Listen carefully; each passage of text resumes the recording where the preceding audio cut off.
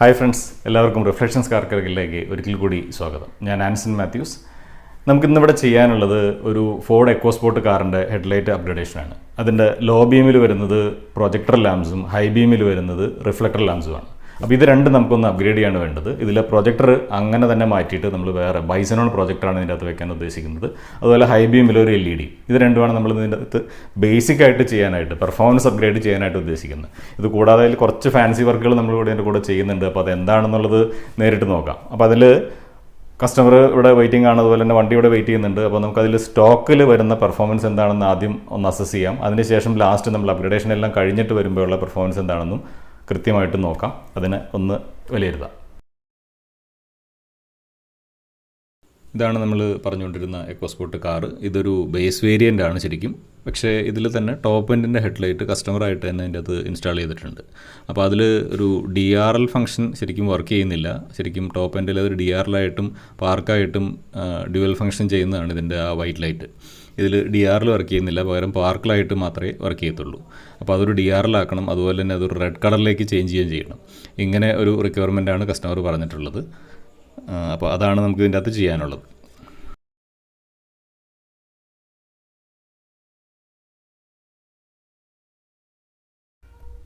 ഇപ്പോൾ ഈ കാറിൽ ലോ ബീം പ്രൊജക്ടറിൻ്റെ പെർഫോമൻസ് ആണ് ഇപ്പോൾ നമുക്ക് ഫസ്റ്റ് അസസ് ചെയ്യാനുള്ളത്. ഇതിൽ ഹാലജൻ ബൾബാണ് എടുക്കുന്നത്. H18 എന്ന് പറയുന്ന ഹാലജൻ ബൾബാണ് ഈ ഇതിൽ സ്റ്റോക്കായിട്ട് യൂസ് ചെയ്യുന്നത്. അപ്പോൾ ഇതിൻ്റെ പെർഫോമൻസ് ആണ് നമുക്ക് ഇവിടെ നോക്കാനുള്ളത്. അപ്പോൾ ഇതിൻ്റെ ലൈറ്റ് ഔട്ട്പുട്ട് നമുക്ക് ഈ വോളിൽ കാണാൻ പറ്റുന്നുണ്ട്. ലോ ബീം ഇതിൻ്റെ അകത്ത് കത്തി കിടക്കുന്നുണ്ട്. അപ്പോൾ ഇതൊരു ലെക്സ് മീറ്റർ വെച്ചിട്ട് നമുക്കിതൊന്ന് മെഷർ ചെയ്ത് നോക്കാം എത്രയാണ് ഇതിൻ്റെ ഔട്ട്പുട്ട് കിട്ടുക എന്നുള്ളത്. അപ്പോൾ നമ്മൾ ലെക്സ് മീറ്ററിൽ കാണിക്കുന്ന ലോ ബീമിൻ്റെ പെർഫോമൻസ് എന്ന് പറയുന്നത് ഒരു 400 റേഞ്ചിലാണ് കാണിക്കുന്നത്. മാക്സിമം 430 ലെക്സസ് വരെയാണ് ഇതിൻ്റെ അകത്തേക്ക് മാക്സിമം നമുക്ക് കിട്ടിയിരിക്കുന്നത് ആ ലോ ബീമിലുള്ള പെർഫോമൻസ്. ഇനി ഇതിൻ്റെ ഹൈ ബീമിൻ്റെ പെർഫോമൻസ് ഒന്ന് നോക്കുകയാണെന്നുണ്ടെങ്കിൽ ഇപ്പോൾ ഈ രീതിയിലാണ് നമ്മുടെ ഹൈ ബീമിൻ്റെ പെർഫോമൻസ് കാണുന്നത്. ഇതും നമുക്കൊരു ലെക്സ് മീറ്ററിൽ ഒന്ന് മെഷർ ചെയ്ത് നോക്കാം. എങ്കിൽ മാത്രമേ നമുക്ക് ലാസ്റ്റ് ഇതിന് എത്ര ചേഞ്ച് വന്നു എന്നുള്ളത് കൃത്യമായിട്ട് അറിയാൻ പറ്റുക. അപ്പോൾ ഇതിൻ്റെ അകത്ത് ലെക്സ് മീറ്റർ വെച്ച് കഴിയുമ്പോൾ നമുക്ക് 1300 റേഞ്ചിലാണ് കാണിക്കുന്നത്. മാക്സിമം കിട്ടുന്നത് ഒരു 1380 ലെക്സസ് വരെയാണ് നമുക്ക് ഇതിൻ്റെ അകത്ത് മാക്സിമം കിട്ടിയത്. ലെഫ്റ്റിലും റൈറ്റിലും നോക്കിക്കഴിഞ്ഞാൽ മാക്സിമം കിട്ടിയിരിക്കുന്നത് 1380 ലെക്സസ് ആണ് ഹൈ ബീമിൽ മാക്സിമം നമുക്ക് കിട്ടിയിരിക്കുന്നത്.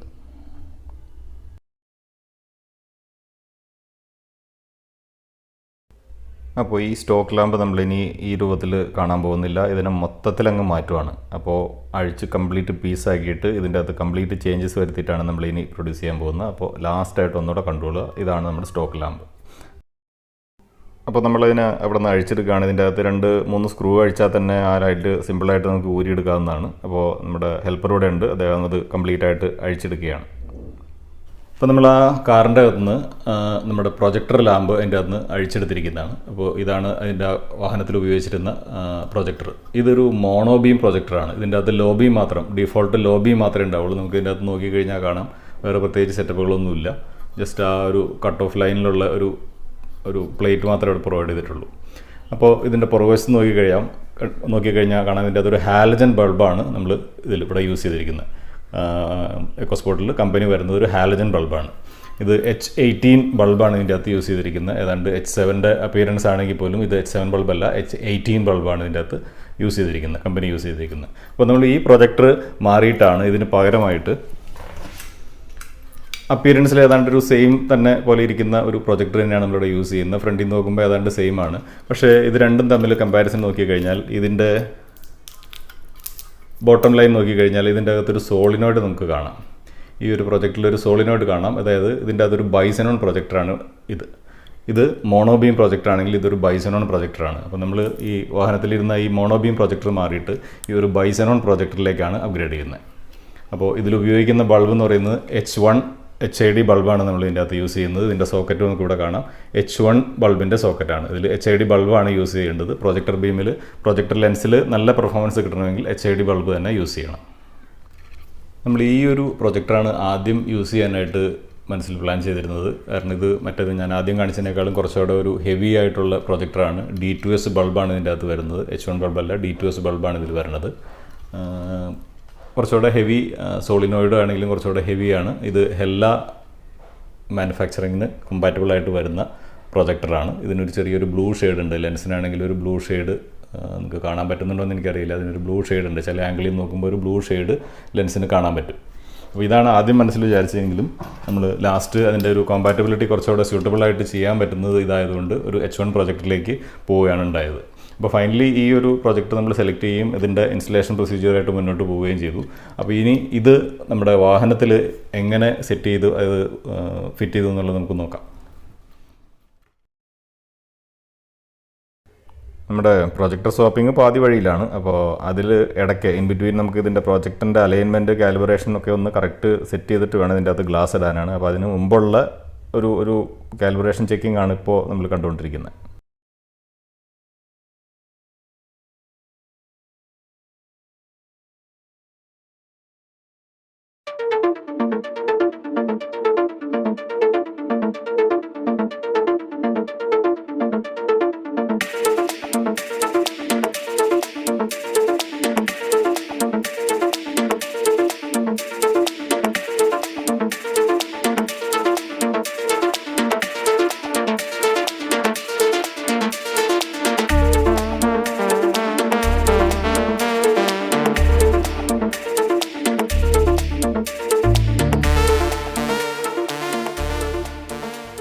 നമ്മൾ ഇൻസ്റ്റാൾ ചെയ്തിരിക്കുന്ന Bi Xenon പ്രൊജക്ടർ ലോ ബീമിൻ്റെ പെർഫോമൻസ് നമുക്കൊന്ന് കാണാം. ഇപ്പോൾ ഇതാണ് ഇതിൻ്റെ അകത്ത് കിട്ടുന്ന പെർഫോമൻസ്.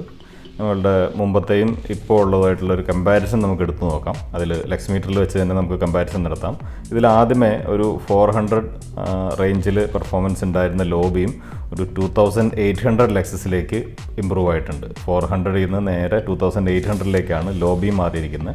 നമുക്കിതിൻ്റെ ഹൈ ബീം ഒന്ന് നോക്കാം എത്ര ചേഞ്ച് വന്നു എന്നുള്ളത്. അപ്പോൾ ഇതാണ് നമ്മുടെ ഹൈ ബീം LED ആണ് ഇട്ടിരിക്കുന്നത്. ഇതിൽ രണ്ടിൻ്റെയും ബിഫോർ ആഫ്റ്റർ ഞാനിവിടെ കൊടുത്തിട്ടുണ്ട്. ഇതിൻ്റെ താഴെ കാണുന്നതിൽ ഹാലജൻ്റെ പെർഫോമൻസ് ആണ്, മേളിൽ കാണുന്നത് LED പ്ലസ് HID ആണ്. നമ്മുടെ ലോ ബീമിൽ Bi Xenon ആയതുകൊണ്ട് അവിടെ നിന്നും ബ്രൈറ്റ് ഉണ്ടാവും, അതുകൂടാതെ നമ്മുടെ സെപ്പറേറ്റ് ഹൈ ബീമും ഉണ്ടാവും. അപ്പോൾ ഇത് രണ്ടും കൂടെ ചേർന്നുള്ള പെർഫോമൻസ് ആണ് നമുക്ക് കിട്ടുന്നത്. ഇത് ഇനിഷ്യലി ഒരു 1300 ലക്സസിലായിരുന്നത് 4200 റേഞ്ചിലേക്ക് ഇമ്പ്രൂവ് ആയിട്ടുണ്ട്. ഇതിൻ്റെ അകത്തുള്ള ഫാൻസി വർക്കുകൾ, ഞാൻ ആദ്യമേ സൂചിപ്പിച്ചിരുന്ന ഫാൻസി വർക്കുകൾ ഒന്ന് നോക്കാം. നമുക്ക് ഇതിൻ്റെ അകത്ത് ഒരു ഡെമോ നൈസാണ് നമ്മൾ ഇതിൻ്റെ അകത്ത് ഫിക്സ് ചെയ്തിരിക്കുന്നത്. ഒരു മൊബൈൽ ആപ്പ് വഴി കൺട്രോൾ ചെയ്യാൻ പറ്റുന്ന ഡെമോ നൈസ്. ഇപ്പോൾ നമുക്ക് വീഡിയോയിൽ കാണാം, നമ്മളിവിടെ സെലക്ട് ചെയ്ത് കൊടുക്കുന്ന കളേഴ്സ് നമ്മുടെ പ്രൊജക്ടർ ലെൻസിൻ്റെ കളറായിട്ട് ചേഞ്ച് ആവുന്നത്. അതിൻ്റെ അകത്ത് ബ്ലൂ ഉണ്ട്, റെഡ് ഉണ്ട്, ഗ്രീൻ ഉണ്ട്, ബേസിക് കളേഴ്സ് ഉണ്ട്. അതുകൂടാതെ തന്നെ നമുക്ക് ഇൻ ബിറ്റ്വീൻ കളേഴ്സ് ഒരുപാട് കളർ വെറൈറ്റീസ് നമുക്ക് ഇതിൻ്റെ അകത്ത് കൊടുക്കാനായിട്ട് സാധിക്കും. ഇതിൽ തന്നെ ഈ ആപ്പിൽ തന്നെ ഒരുപാട് ഓപ്ഷൻസ് ഉണ്ട്. Like try colour jump, 4 colour jump, അതായത് ഒരു 3 കളർ സെറ്റ് ചെയ്തിട്ട് കഴിഞ്ഞാൽ ആ കളർ മാറി മാറി വന്നുകൊണ്ടിരിക്കും. അതിൽ തന്നെ നമുക്ക് അതിൻ്റെ ഇൻറ്റൻസിറ്റി കൂട്ടാം, കുറയ്ക്കാം, അങ്ങനെ ഒരുപാട് ഓപ്ഷൻസ് ഉണ്ട്. അപ്പോൾ നമുക്കൊരു മ്യൂസിക് ട്രാക്ക് ഉണ്ടെങ്കിൽ അതിനനുസരിച്ച് വേണമെങ്കിൽ ഒരു ഡാൻസിങ് ലൈറ്റ് ആയിട്ട് വേണമെങ്കിലും ഈ പറയുന്ന ഡെമോ നൈസ് ചെയ്യാം. അപ്പോൾ ഇതെല്ലാം ഇതിൻ്റെ അകത്തുള്ള അഡീഷണൽ ഫീച്ചേഴ്സാണ്. ഇത് കൂടാതെ നമുക്ക് ഇതിൻ്റെ മൊബൈൽ ആപ്പ് ഉപയോഗിച്ചിട്ട് തന്നെ ഇത് ഓഫ് ചെയ്യാൻ പറ്റും എന്നുള്ളതൊരു ആഡഡ് അഡ്വാൻറ്റേജ് ആണ്. ഈ ഡെമോണൈസ് നമുക്ക് വൈറ്റായിട്ട് സെറ്റ് ചെയ്യാം, അതുപോലെ തന്നെ അതിൻ്റെ ഇൻറ്റൻസിറ്റി കുറയ്ക്കാനും കൂട്ടാനും സാധിക്കും. വൈറ്റ് ഓപ്ഷനും കൂടെ അതിൻ്റെ അകത്ത് അവൈലബിൾ ആണ്. ഈ വരുന്ന DRLൻ്റെ കളർ വേരിയേഷൻ ബ്രൈറ്റ് ആവുകയും ഡാർക്ക് ഡിം ആവുകയും ചെയ്യുന്നത് അത് പാർക്ക് ലൈറ്റ് ഓൺ ആവുന്നതും അതുപോലെ തന്നെ DRL ഓൺ ആവുന്നതാണ് ആ കളർ ചേഞ്ച് ഇൻഡിക്കേറ്റ് ചെയ്യുന്നത്. ഇതിൽ DRL ഫംഗ്ഷൻ ഉണ്ടായില്ല, നമ്മൾ അഡീഷണൽ ആയിട്ട് അത് കൊടുത്തിരിക്കുന്നതാണ് DRL ആയിട്ട് ഫംഗ്ഷൻ ചെയ്യുന്നത്. പാർക്ക് മാത്രമാണ് വർക്ക് ചെയ്യുന്നുണ്ടായിരുന്നുള്ളൂ. ഇപ്പോൾ കാണുന്നത് പാർക്കാണ്, അതുകൊണ്ട് തന്നെ അതിന് ബ്രൈറ്റ്നസ് കുറവായിരിക്കും. DRലേക്ക് ഇടുമ്പോൾ ആ പോർഷൻ്റെ മാത്രം ബ്രൈറ്റ്നസ് കൂടി നിൽക്കും.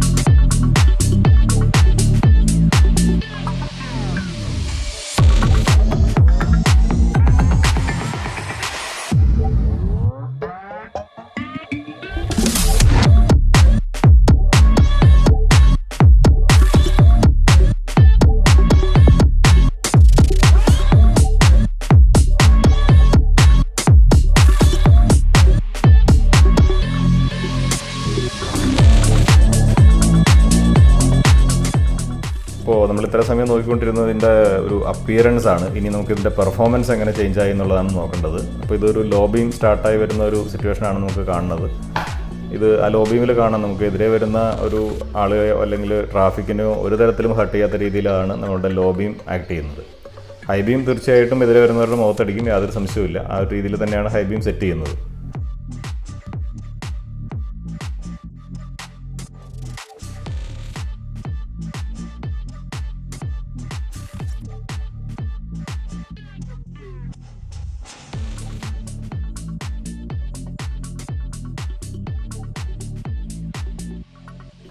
അപ്പോൾ ഈ വാഹനത്തിൻ്റെ അകത്തു നിന്നുള്ളൊരു വ്യൂ ആണ് നമ്മളിപ്പോൾ കണ്ടുകൊണ്ടിരിക്കുന്നത്. ലോ ബീമിൻ്റെ പെർഫോമൻസ് ആണ്. ഇതിൽ വളരെ യൂണിഫോമായിട്ട് ആ കട്ട് ഓഫ് ബീം ലൈന് താഴെ വളരെ യൂണിഫോമായിട്ടുള്ള ഒരു ലൈറ്റ് ത്രോയാണ് നമുക്ക് കാണാൻ പറ്റുന്നത്. എതിരെ വരുന്ന വാഹനങ്ങളെ ഹേർട്ട് ചെയ്യുന്നില്ല. വളരെ ഭംഗിയായിട്ട് തന്നെ ആ കട്ട് ഓഫ് സെറ്റ് ചെയ്തിട്ടുണ്ട്. അതുകൊണ്ട് തന്നെ ഓൺ കമ്മിങ് ട്രാഫിക്കിന് ഒരു തരത്തിലുള്ള ബുദ്ധിമുട്ടുകളില്ല. നമുക്ക് അതിൻ്റെ ലൈൻ കൃത്യമായിട്ട് കാണാം. ഹൈ ബീം ഇട്ട് കഴിഞ്ഞാൽ തീർച്ചയായിട്ടും എതിരെ വരുന്നവരെ ബുദ്ധിമുട്ടുണ്ടാകും. അത് നമ്മൾ കൺട്രോൾ ചെയ്തിട്ട് തന്നെയാണ് യൂസ് ചെയ്യേണ്ടത്. എതിരെ വാഹനങ്ങളില്ലാത്തപ്പോഴും നമ്മളൊരു വാഹനത്തിനെ ഫോളോ ചെയ്യാത്തപ്പോഴും മാത്രമേ നമുക്ക് ഹൈ ബീം ഉപയോഗിക്കേണ്ട ആവശ്യമേ ഉള്ളൂ. ആ ഒരു രീതിയിൽ മാത്രമേ വാഹനം ഹൈ ബീമിൽ ഓടിക്കാൻ പാടുള്ളൂ. അതാണ് അതിൻ്റെ കറക്റ്റ് റൂൾ. ഇതിൽ 2 സെറ്റ് ഹൈ ബീമാണ് ഈ വാഹനത്തിൽ ക്രമീകരിച്ചിട്ടുള്ളത്. കാരണം ലോ ബീമിൽ ഓൾറെഡി ഹൈ ബീം നമുക്ക് ഉണ്ട്. അതായത് ബൈ സെനോൺ പ്രൊജക്ടർ ഇൻസ്റ്റാൾ ചെയ്തിരിക്കുന്നുണ്ട്. അതിൻ്റെ അകത്ത് ഹൈ ബീമുണ്ട്. അത് കൂടാതെ ഒരു സെപ്പറേറ്റ് ഹൈ ബീമുണ്ട്. അതുകൊണ്ട് എൻ്റെ ഹൈ ബീമിന് ശരിക്കും പറഞ്ഞാൽ ഒരാവശ്യത്തിൽ കൂടുതൽ ഉള്ള വെളിച്ചം ഉണ്ടെന്ന് വേണമെങ്കിൽ നമുക്ക് പറയാം. വീഡിയോ എല്ലാവർക്കും ഇഷ്ടമായി എന്ന് ഞാൻ കരുതുന്നു. ഇഷ്ടമായെങ്കിൽ അത് ലൈക്ക് ചെയ്യുക. അതുപോലെ തന്നെ നിങ്ങളുടെ സുഹൃത്തുക്കൾക്ക് ഷെയർ ചെയ്യുക.